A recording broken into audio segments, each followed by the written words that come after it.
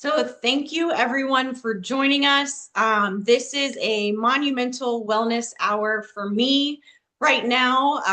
Those of you that are joining in that have been regular participants over the last year and a half, thank you for your continued support. But with our guests today, we have hit records. And so I am so excited that as of this second, we currently have 131 people joining in, and I know more are to come. So thank you all for joining in, finding out about Wellness Hour, and obviously to listen to our guest for today. So for all of you new participants, Wellness Hour happens once a month. Created it a year and a half ago because everyone's wellness journey is different. And we all need tips, tricks, and reminders to sometimes just help us get through the day. We have our highs, we have our lows, and we can all learn from one another. Everyone's journey is different and everyone's wellness is different. So you could pick up one little tip from one person that helps you in some form or fashion. And that's the goal around Wellness Hour. So just 1 hour a month, you can kind of take a moment, breathe, and learn from other people in the industry. This isn't focused just on managers, but it's managers, business partners. I know some of you on the call, business developers, trainers, you name it, anyone who's dealing with community associations. How do we just reset, refocus on being a better individual for ourselves, our fellow coworkers, and obviously our families? So thank you all for joining in, and I hope to see some of you on future wellness hours as well. So today's guest, Michael Mendillo from First Service. I had a chance to virtually meet Michael back in 2019, and just because I see Colette on the screen too, after Colette and I had multiple conversations about transferring back to the Carolinas so I could be close to home. And we finally connected for an interview. I was so intimidated and nervous about meeting with the president of the East region. Had heard so much about him. And a few months later, had moved across the country again and had a chance to meet him in person in New Jersey before the world shut down for COVID. And so, funny enough, just got to see him again in person about a month ago and really made the connection to the topic for today. He has been a tremendous supporter of individuals. The culture that he creates has always been phenomenal, and one that through my journey I've always appreciated. And so having him join us today and talking about resilience and how you can get through life challenges really hits home. It brought me to tears a month ago, hearing it in person from him. So I hope you all can soak it in. If you need a box of tissues, feel free to grab it. But see how you can incorporate some of his messaging into your daily struggles to see if you can improve and refocus. So with that, I'm going to turn it over to you, Michael. Thank you, Melissa. And thank you so much for having me on the Wellness Hour. You can hear me, correct? Yes. All right, awesome, awesome. So thank you so much. Great to be here. Great topic. It's a real topic. It's a raw topic, but it's great to be here.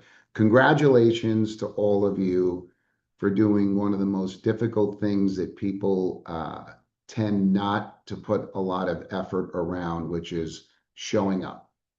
You showed up, and it doesn't take talent to show up. It takes commitment to show up. But I want you to know that you showed up for you. While I'm grateful that you're on and that you're here to hear my story, but what you really have to look at this is that you showed up for you. You made a choice that today, over the next 40 to 45 minutes, of what you hear can, if you choose it to change the way you look at things and can change the trajectory of you and your life, which is one of you making the commitment. So I'm going to ask for you not to multitask, because selfishly, This is for you. If you committed to be here, shut down and be present for the next 45 minutes. The word present comes from being here now. Yesterday is what we can reflect, good or bad, celebrate, or be a little disappointed in what happened yesterday. And tomorrow is what can happen, or might not. The only difference that it makes is being here now. What you do today will make a difference of what you do and what the outcome can be tomorrow. A lot of folks are stuck in today. They're stuck in today because they're thinking about yesterday, what they should or shouldn't do. They're wondering on what people are thinking, or their concerns on how things can turn out for tomorrow and the future. And what you did is every minute of that, or every day you commit to that thinking, is you are not moving forward. It's as simple as that. Wellness comes in all different ways. There's physical wellness, there's mental health wellness, and there's also in the soul of you of wellness. We're going to talk today more in focused around where your state of mind can be and should be if you commit around the state of mind. Choosing optimism through life's challenge is a reality. We're going to get very raw. It's going to be honest. And I promise you, I do not have a magic pill for you. I promise you that while you might be inspired, and I am grateful and thrilled about that, but nothing will change unless you take action. So you could feel good in the moment. You've heard the expression of self-medicating, right? You can feel good while you're self-medicating, but eventually that medication goes off and then you're back to reality unless you continue to self-medicate. That analogy is the reality of being raw of if you sit in a situation of where you feel good, but you are not changing what you do, you will then go back to how you feel. And that's basically of not making those commitments. So I'm going to ask for you to make a commitment for you. Be selfish for you, but also be brutally honest in what you're looking into the mirror at you, because that's when it gets to a cure process, is really recognizing what that challenge is. Self-focus creates suffering. When you self-focus and think about the things that might be bothering you or hitting you at different points or worrying you, whatever they are, the more you think about that, the more you suffer. Our brains, if it goes back to the cave period times, are wired and built to survive. It is not built for pleasure. It's not built for gratitude. That is something we have to work. By the way, that is not a Mendilloism. That is a reality. That is a fact that our brains back in the cave day are in a survival mode at all times. We have to work at gratitude, and gratitude always will outpace and outbeat suffering. So it is important on how you look at suffering versus gratitude. We all go through things. There's nobody on this call that has not gone through a challenging time in their life. And some have gone through significant challenges. And some of us are going through it right now. And we might not know the person next to us is going through that challenge, but everyone is going through it. That is part of life. Failing is part of life. If we go into a protective mode, we then stay complacent and content on where we are. When things are uncomfortable, it's the growth time of what we do. So this is just to get you in the state of mind of what we're going to be chatting about and what we're going to be talking about over the next 30 to 40 minutes. I have gone through an unusual journey over the last 13 months. And I'm going to hit highlights of certain things. And this is to share with you uh, only through reality of my uh, what I went through and what I was challenged with and how I handled going through it. But put yourself in what the challenging moment might be for you, because it could be a difficult relationship you're in. It could be a loss of somebody. It could be maybe a challenging situation with your children or work or money or your health. It could be anything. So use the challenge story I'm sharing with you in on what your challenging story was. On June 20th of 2025, I was summoned to go speak to my doctor who was doing a checkup on me, and I just completed a CT scan from my chin to my upper chest. I was suffering with some what I thought was laryngitis. I knew that I had a lump on my neck, but I did not anticipate anything more than maybe there would be a surgery to remove a lump. Um, but that was probably the extent of it. And on June 20th, on a Friday at 9:30 a.m., this doctor, who was not an oncologist, spun around in his chair and stated to me, I wish I had some good news for you, but I don't. What the CT scan found were three masses in your body, located in your upper chest and in your neck. And at that moment, when I heard that, I became silent and I thought and I processed. And I look back 13 months ago now, and I ask myself or wonder, why wasn't I mad? Why didn't I play a victim role? Why me? Everything was going great. Work, my health, my family. There was really zero issues that I had, and I felt physically the best shape I was in. And I'm hearing these words. And I think back on why didn't I take the position of being pissed, on blaming? Why me? Why did this happen to me? This isn't fair. This isn't right. I didn't have any of those. I listened. I asked them, what do I do from here? Because I put the analogy of being lost in a forest, and the doctor was my compass. And now I put my hands in this individual who was not an oncologist, but I put my faith in this person's hand for what do I do next? And he said, I'm not an oncologist. You need to act, and you need to act quickly. I don't remember a lot of the words in between, but these I do remember.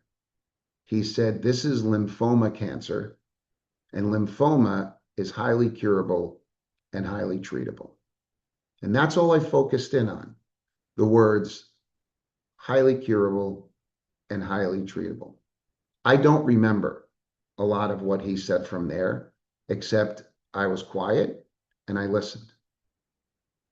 And I knew at that point it was what I was going to do to pivot and take my journey into how do I find out how to cure and handle this. But a lot of things came in between this, a lot of things.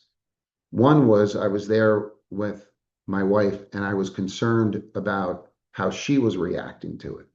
That wasn't drama. It wasn't hysterical of any crying of any sort, but I did see and know her well enough that there was a slow meltdown occurring. And I wanted to get out of that office. And at the same time, our four children were pinging us on what was the outcome, what's going on. And it was relentless pinging. So kids are in their mid early 20s. So they're young adults. They get it. They know what's going on. And at the time, all this was racing through, including getting text messages from people at work. Of course, they don't know I'm even at the doctor's, let alone the words and the comments and what I just heard. And keeping myself busy, I'm texting back, responding some of them saying I'll chat later. I had a text from a very, very good friend of mine since I was in grammar school randomly. said, "Hey, man, I'm in the area. I'd love to get together with you." And I said, "Love to. Not sure if today, I'm so jammed up." This is all within 45 minutes of this news. Now, in the moment, I was doing what I was doing. When I think back now in a different state of mind, why was I doing that and and what was the reasons that I was moving forward? So I did a lot of studying through this journey and a lot of self-reflecting and dug down deep into really of what I'll start with the three S's. And what I found out is when you are at the 3S sequence, and think of this exactly like opening up your locker in grammar school or high school. You have three numbers and you have to do the three numbers exactly the same way to open the locker. If you do the numbers out of sequence, it won't work. And this is what I realized, that no matter what we go through in life, work, challenges with our daily work, our significant other, it comes down to three S's. Where is your state of mind?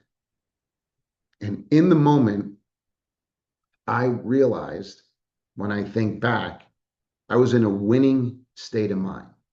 I wanted to win and I wanted to do everything to beat this cancer because there was a tremendous amount of runway for me and a great reason why I want to live.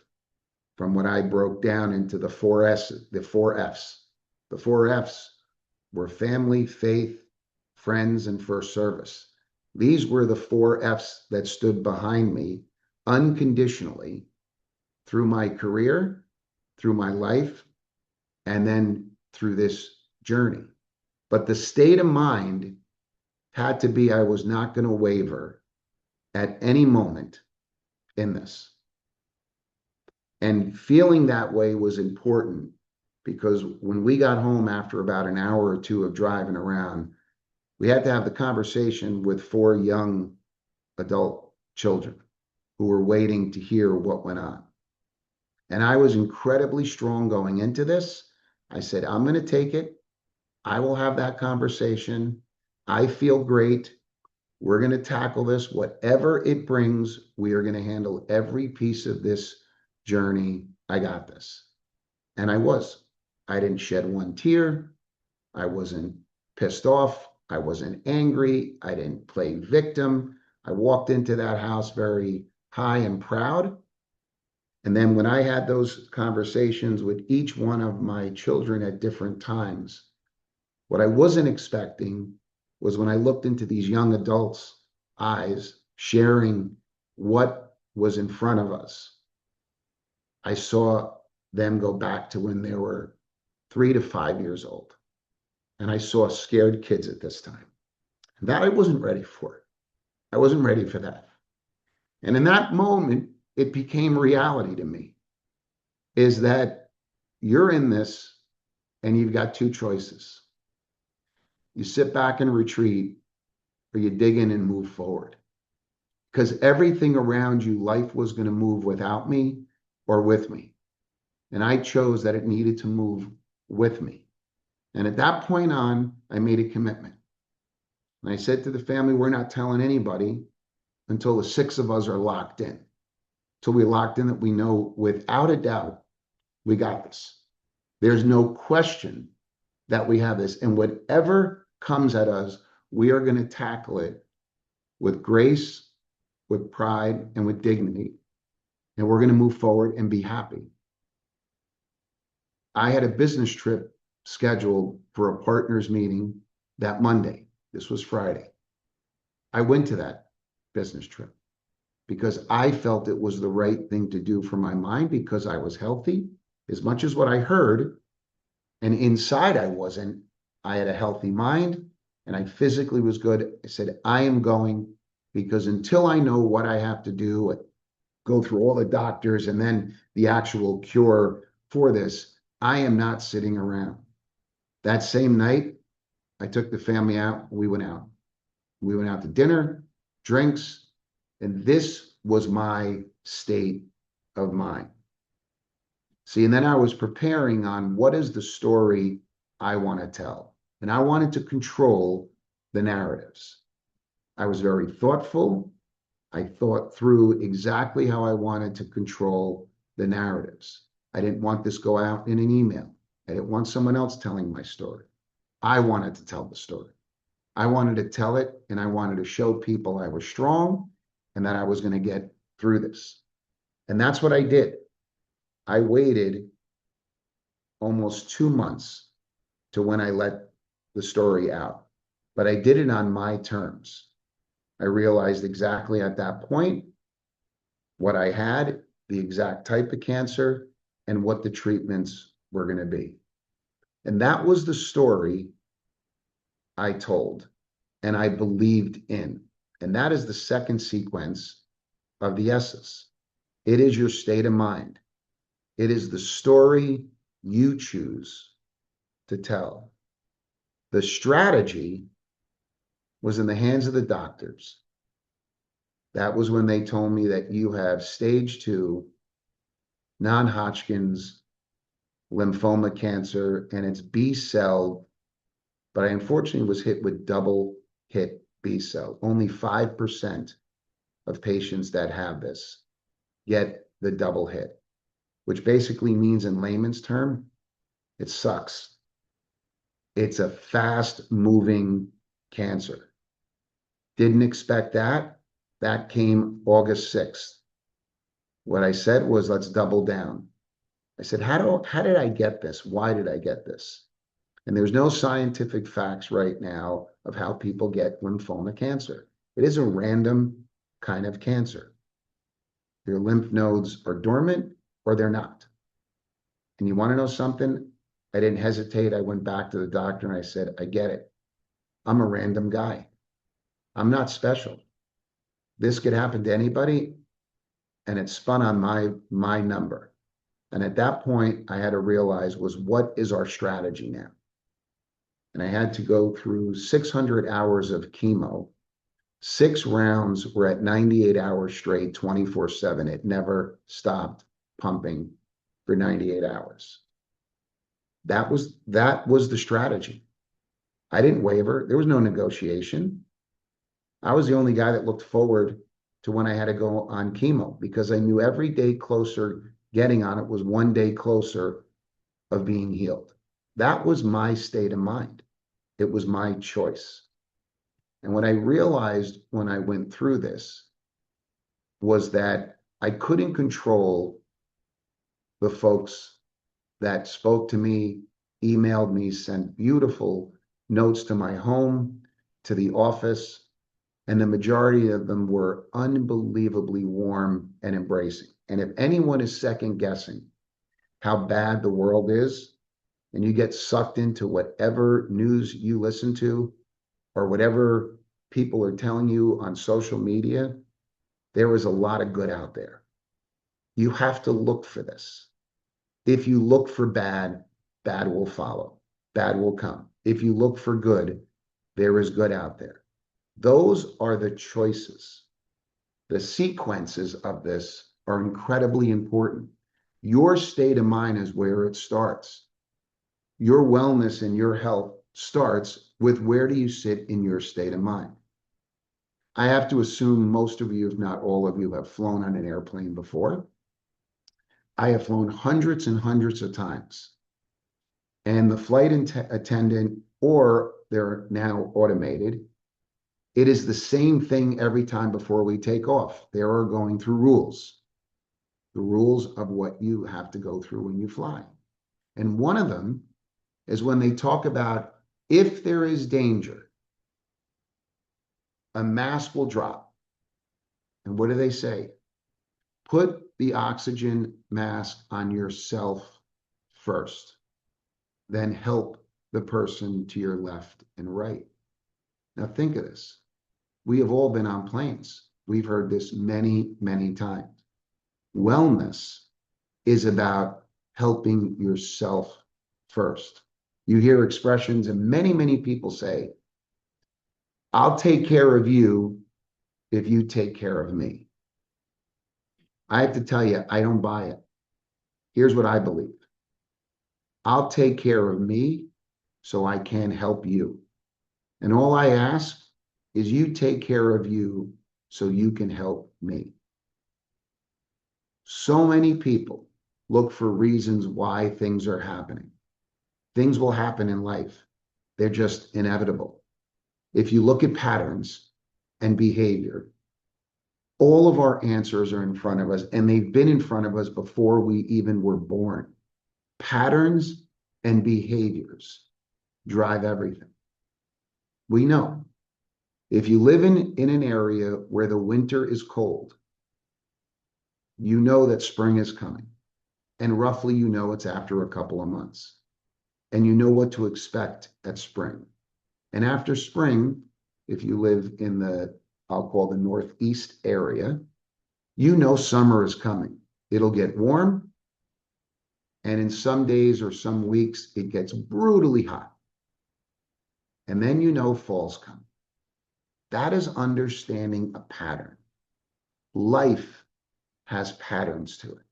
We choose not to look at them, right? When you get a new job, you're excited about the new job. What usually is the pattern?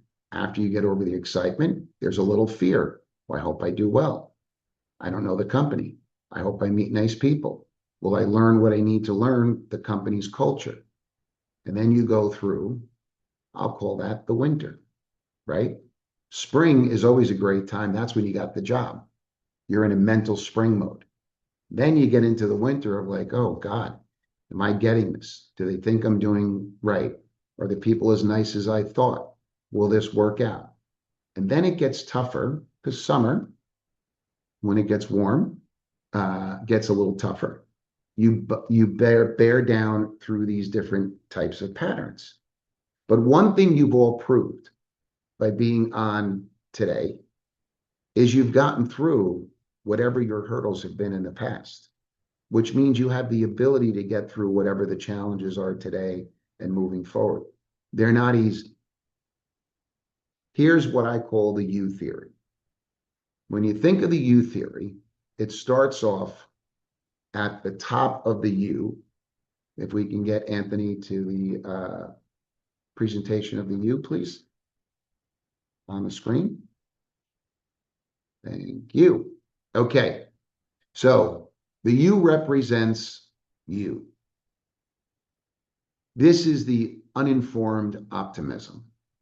I got my job. I'm excited. I can't wait to tell everybody about the job. This is so exciting. Oh my God, it's January 1st. I am going to finally read the novel I always wanted to read. I'm going to go on the vacation I wanted to go on. This is the uninformed optimism. I feel great. I'm optimistic and I'm going to do this. And this is very exciting and easy. And everything you're feeling is good about it until you hit your first wall. And the first wall you hit after the uninformed optimism is life's reality. I felt great in June of last year. 20 days later, I was hit with a reality. Life gets in the way of the uninformed optimism. The next stage after the uninformed optimism, we can go to the next slide, please, is informed pessimism. I'll call this reality hits. Ugh, I'm too tired. I don't want to go walk today. Oh, I can't find my sneakers. I'll walk tomorrow. You know what? I'll read the book tomorrow. You know what? I'll start learning how to cook tomorrow. I'm not in the mood. I deserve it. I had a tough day. I got yelled at. This was a problem. A bill came. We find every excuse to block us from what we were recently in this uninformed optimism. At these points, this is when you have to break the thinking, break the pattern. Because if you give in to the pattern, you are then going back to what's comfortable to you. You have to break the pattern. And breaking the pattern is staying true to your promise. I promised myself I would read that book. As much as I don't want to, I'm going to peel 20 minutes and I'm going to go in a room and I'm going to start reading, even though you don't want to do it. Even though I didn't want to hear what I was told of cancer, I had no choice but to go through the process to get to the end. And this is the raw side of it, where it doesn't come easy. It's the reason why most people bail in any of their challenges they're going through, or they bail on what they want their goal to be. Because our brains go back to what we're easy doing instead of just doing it. Just doing it. The next level of this is the toughest part because you don't see the light at the end of the tunnel. The value has to be driven by your action. It means you just have to do it. You have to put those sneakers on and just walk. You have to set your alarm to get up in the morning to maybe prepare for a meeting. You have to take the right courses to get better at a skill to stay competitive. This value is driven nothing but action. It's really where the expression of fake it till you make it. Just keep doing it. Grind through this part with the vision and the belief that it will have some level of payoff, even when you feel it's not paying off. If you stay to the discipline, even when you don't want to and you don't feel like it, you get by every little win. When I was going through this journey of 600 hours, and your first hour you're being pumped with this poison, you have to look at this and say, I have 599 more hours of this. If I harped on the 599, I would have went into a depression mode. What I chose to say was, wow, I got through an hour of it. It wasn't as bad as I thought. I'm going to take now my wins, sometimes every minute of what a win is. I would write the word W, sometimes with a pen, or I would actually write it on my hand, a W. And the W represented a win. I was doing this 30 to 40 times a day because it was what was keeping me focused. I got to move forward. See, I chose not to take time off from work because for me, I needed the sanity of normalcy. I don't recommend that people shouldn't take off or should. I'm telling you my journey, what worked for me. I needed that sanity to feel in control of what I knew I wasn't in control of. And that is value that drives your actions day to day. The next move off the U after the value driven action is when you actually start to have a higher hope. It's when you're starting to see things pay off for you. But see, what was paying off for you was all the things you committed to yourself. This is putting the oxygen mask on yourself and not letting all what happens in life get in the way to give you the excuses you want or need to tell you to go back to what is comfortable, which is not doing things that are uncomfortable. People who are afraid of heights, who are afraid to speak in front of people, crowds. These are uncomfortable. They're real. They're real. And I'm not taking that away from anybody who has those challenges. But what I am saying is the more you think of the fear of that, the more you won't. See, we live in our body. We live in pain and opportunity. It lives in our body, both. And I don't mean in this analogy, I don't mean the physical pain. Like the mental pain and opportunity. What we choose to feed will grow. Just like in the backyard of your home, you choose to put a garden filled with weeds and you take care of that garden that fills with weeds, it will grow. Bad weeds will grow. If you choose to put a garden there of beautiful flowers and vegetables you like, if you feed it, it will grow. This is your choice. This all comes down to your choice. So do you want to feed the opportunity or do you want to feed the mental pain of this? Now, I get that there's all different types of stuff that come into play. May it be, physical sides and stuff of that. I'm just talking about in general for all of us. For all of us. It's the people that look and saying, I want to take a bit more control and I'm going to work through the tougher times because in those tougher times, good times come. They do. In a bad winter comes the spring. And if we plant the gardens and the beautiful vegetables and we protect them in the summer, then we pick them and start eating them in the fall and we save. So when the winter comes, we have food to get us through. That is understanding patterns, it's behaviors. When you get to that end, the completion or the renewal gives you the encouragement and the confidence. Because this is what it's really about. Doing things over and over again until you're confident. Every one of us who never rode a bike at one point were petrified of taking the training wheels off. Petrified. But the more we rode a two-wheeler, the better we got. The better we got, the more confident. The more confident we got, we didn't think about it. First time driving your car.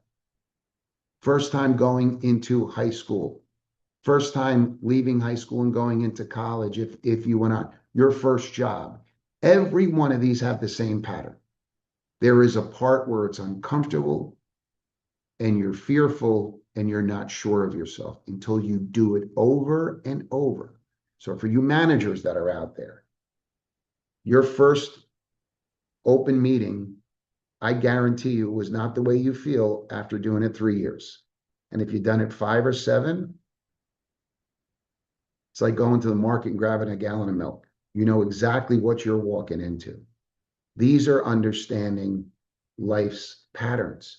It happens to us all the time. And who's ever going through a difficult time, whatever that is, it's not about whose time was more difficult than the others. There's a ton of people that can tell, thousands and thousands and tens of thousands of people that can tell a more dramatic story than I shared. But the reality is everybody, when they're going through something, it is important to them.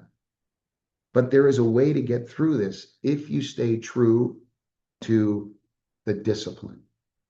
And this, folks, doesn't take any talent. When you see the words TNT, to me, it means take no talent. See, I remember when I was about to get infused for the first 98 hours of my chemo, and they put a pick into my arm, and through the arm, they had this wire that went all the way to my heart, and I was going to keep that in there for 6 months because this is the way I was going to be infused. They wheeled me up to my room, beautiful room, MSK in New York, the Koch building, and everyone was so nice. The oncologist, the other oncologist, the nurses, they were sitting in this half moon, and I had the gown on, I had the hairnet gown and their socks, and I got up after and they said, oh, you can sit, beautiful couch, the bed, it was a 1 room. And I took the gown off, I threw it to the corner. I took the hairnet off, I threw it to the corner. I told my family, get my clothes, I'm getting dressed. The nurses, the oncologists were concerned. They were thinking that I'm leaving and I'm there for now 4-5 days of being infused for 98 hours, which I didn't start yet. And they politely reminded me, said, Michael, you're staying here. And I said, oh, I know I'm staying here.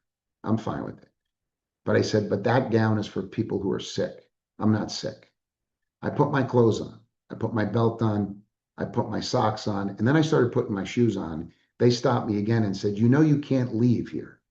Like you're here for 4 days. I said, let's get something straight. I will not cross over and tell you how to be a doctor and tell me what to do. And I'll be your best student.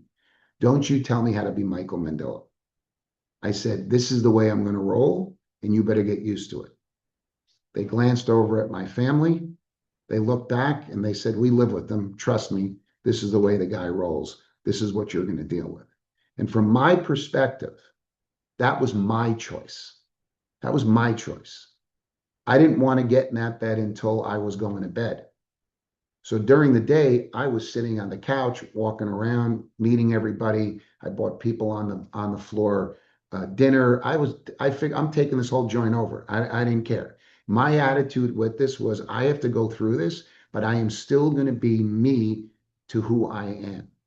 And I had that support through my family, through the loved ones, through the faith, through friends, through the people, through the industry in first service. And I doubled down on it. I doubled down. And if anybody tells you that being around good and healthy mental people don't help, they haven't been around it. I'm telling you, it is one of the best cures. And I understand all doesn't work out for it. Here's the reality. All of us have a book that we write in our head. And every part of our life is in these chapters. And there's good chapters, there's horribles, there's some secret chapters, there's some skeleton chapters, there's some ugly chapters. That's our life, all of us. Nobody is away from that. But unfortunately, every book will end the same. The end. Whenever that is, it'll be. You have a choice on how you can prepare yourself, take care of yourself, and the things that you feel mentally can help you feed off of the good. If you ever look at your social media and you say, why do all this stuff pop up? It's because it's following your algorithm. If you go on my social media, it's going to be all types of podcasts on motivation, thinking better, being in a good state of mind. I don't want to hear the other shit. I'm not ignoring it. I know there's bad out there. There's some ugly stuff out there.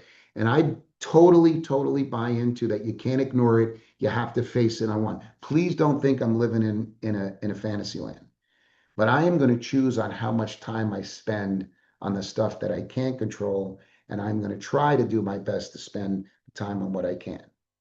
And through anything, all my insecurities are still there, all my worries, all my bad habits. It's a matter of can I work on improving them? That's it. And that's what makes it right. So understand this. These are factual.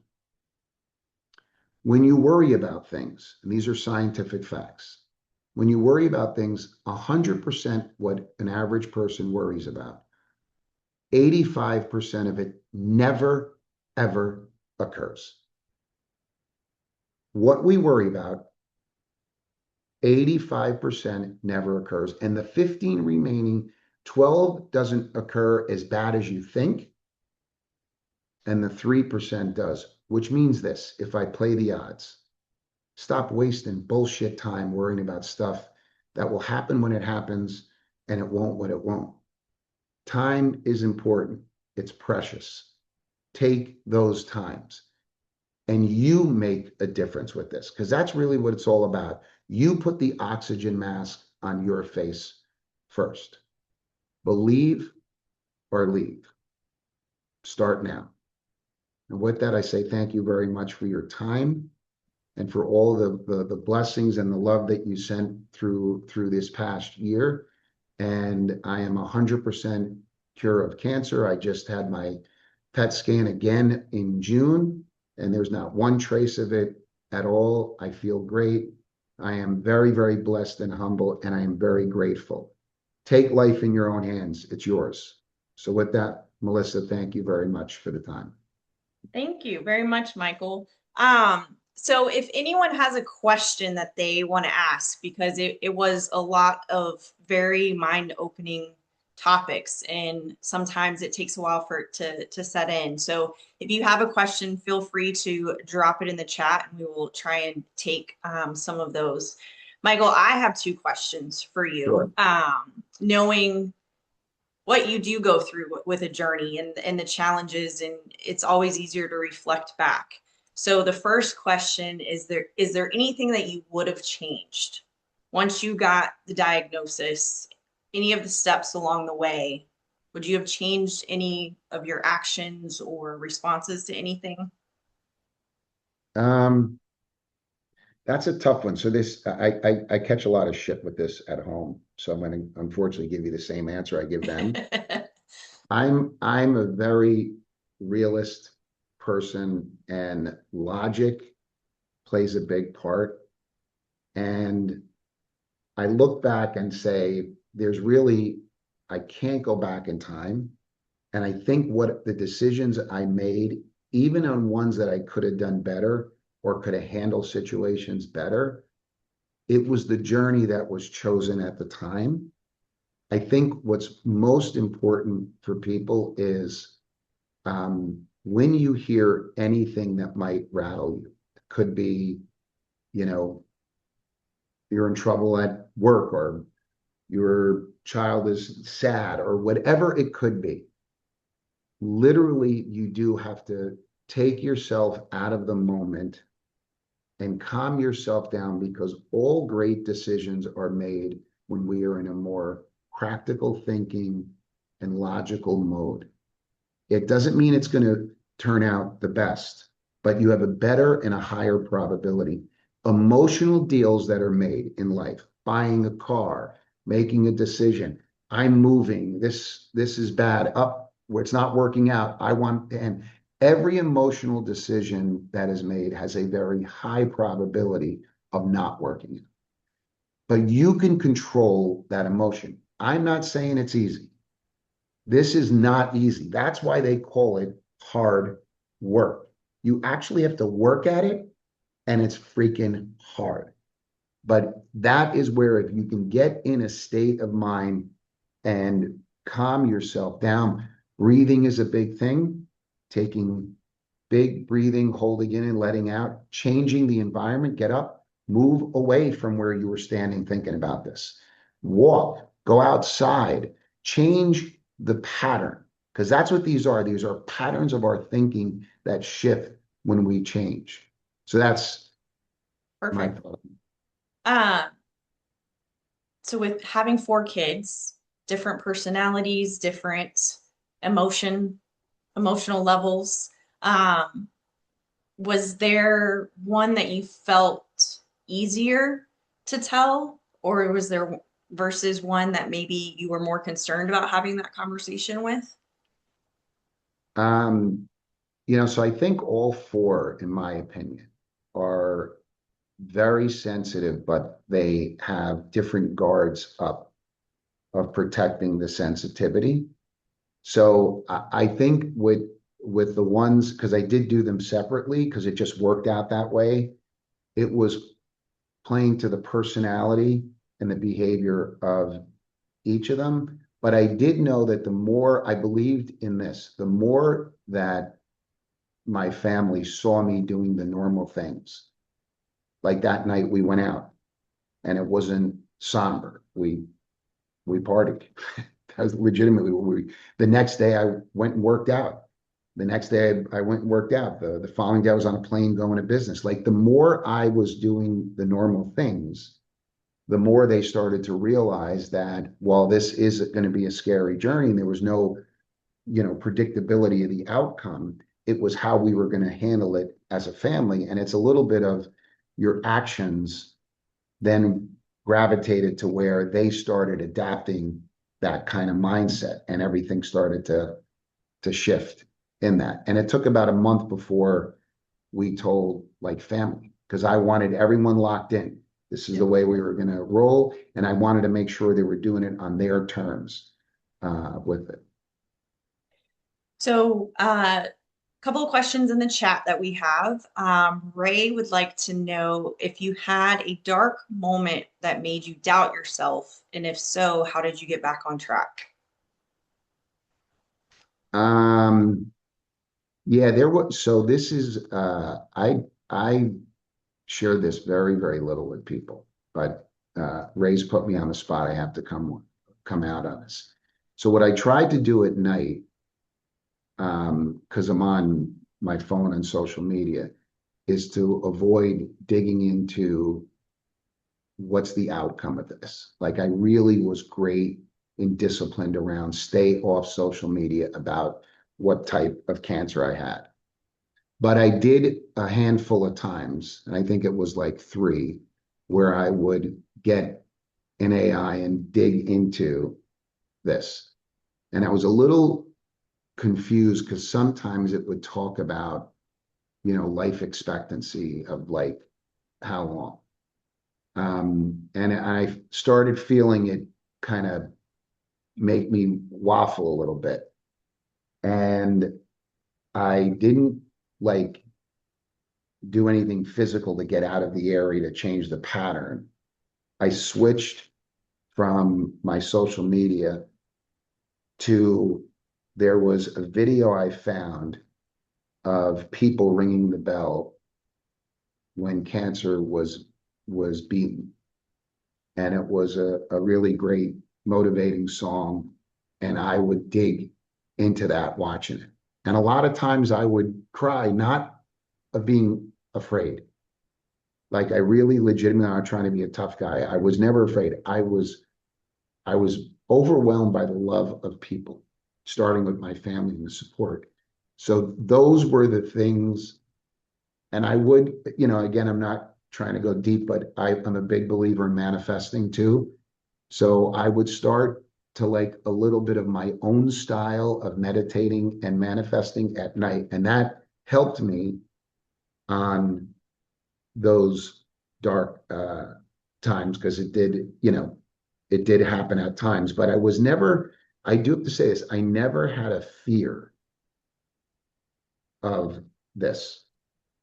I never had the fear of like, it was more of, you feel this like amount of good weight on your shoulders of the people that, look to you and rely on you. So I had to flip it to a more motivating of something. And that was my go-to video that I went. Is there anything that you have very specifically changed in your habits following this? Like whether it's working out, eating, you've touched on, obviously the social media and mindset, but is there any other habit that you've very specifically adjusted?